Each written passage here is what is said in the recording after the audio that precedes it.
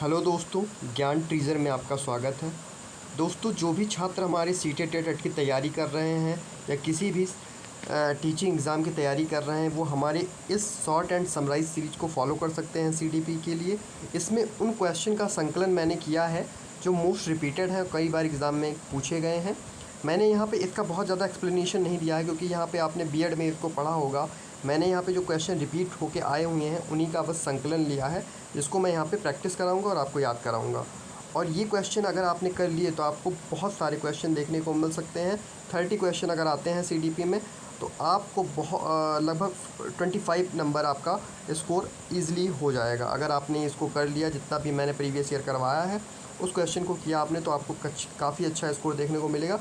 कुछ question guys logical होते हैं जो निगेटिव वर्ड्स से आप चेक करके आप उसको फाइंड आउट कर सकते हैं, उसको एलिमिनेशन मेथड से उसका सॉल्यूशन फाइंड आउट कर सकते हैं।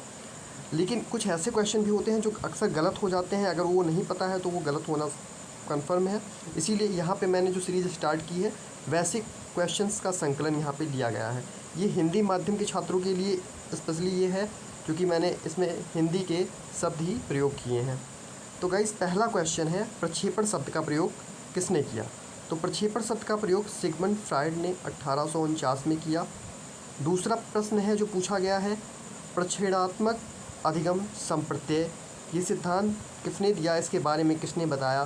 तो इसके बारे में बंडूरा ने बताया। व्यक्तित्व के मानवतावादी सिद्धांत के बारे में मास्लो ने बताया था।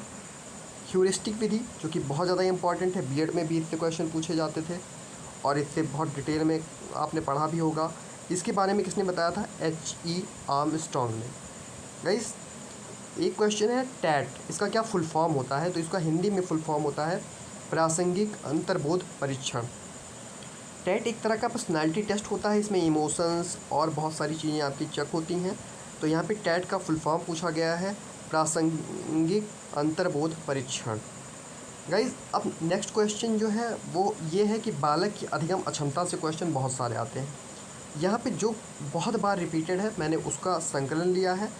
इसमें पहला जो है डिसकैलकुलिया, जो कि गणित गणना से संबंधित दोष होता है।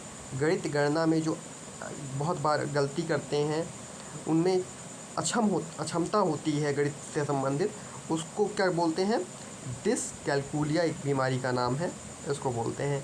डिस्ग्राफिया, जब लिखने से संबंधित कोई अक्षमता होती है, लिखने से संबंधित क्या होती है, कोई अक्षमता होती है तो उसे डिस्ग्राफिया के नाम से जानते हैं। डिसलेक्सिया, पढ़ने से वाचन संबंधी या पढ़ने से संबंधित जो दोष होता है उसको डिसलेक्सिया कहते हैं। डिस्प्रैक्सिया, गणना लिखने पढ़ने से संबंधित जो दोष होता है। डिस्प्रैक्सिया क्या है?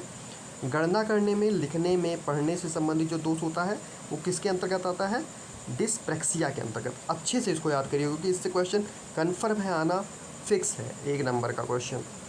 अफेजिया, भाषा संप्रेषण, अपने विचार ना व्यक्त कर पाए, कोई अपने विचारों को ना व्यक्त कर पाए तो कैसी क्षमता होती है? अफेजिया।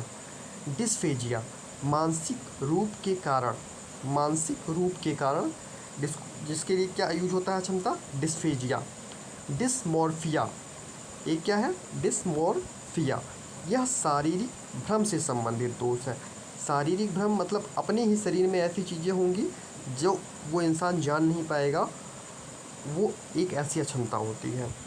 नेक्स्ट है डिस्थीमिया, तनाव से संबंधित विकार, जब कोई व्यक्ति बहुत तनाव में होता है, उसके अंदर एंजाइटी होती है, तो वो कैसी अक्षमता होती है? डिस्थीमिया, हमेशा ऐसा अनुभव करेगा, तनाव की अवस्था में रहेगा।